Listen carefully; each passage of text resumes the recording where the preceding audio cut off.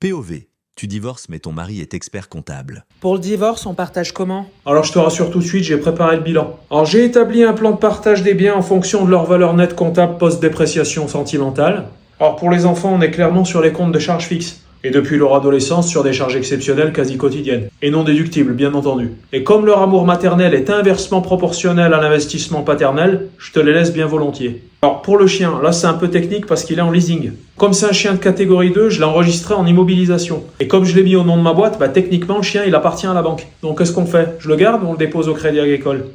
Voilà, je vais le garder, je crois que ça sera plus simple. Ça t'évitera de me le déposer quand tu partiras en week-end avec ton ex. Pour la voiture, j'ai fait un tableau d'amortissement linéaire sur 5 ans, auquel j'ai intégré un coefficient de valeur sentimentale dégressif sur ces 3 dernières années, ce qui a provoqué une chute libre de la cote du véhicule, tu l'imagines. Donc je vais garder l'ABM et ton indemnité compensatoire sera de 347 €.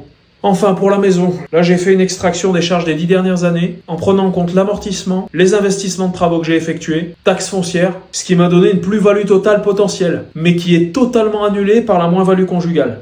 Donc stratégiquement, je préfère garder la maison, puisque si tu la gardes, il risque d'y avoir une dépréciation, et là tu risques d'être largement perdante. Tu dis toujours que nos enfants sont tes plus belles réussites. Donc je vais te laisser ce qu'il y a de plus beau, et je vais garder le reste.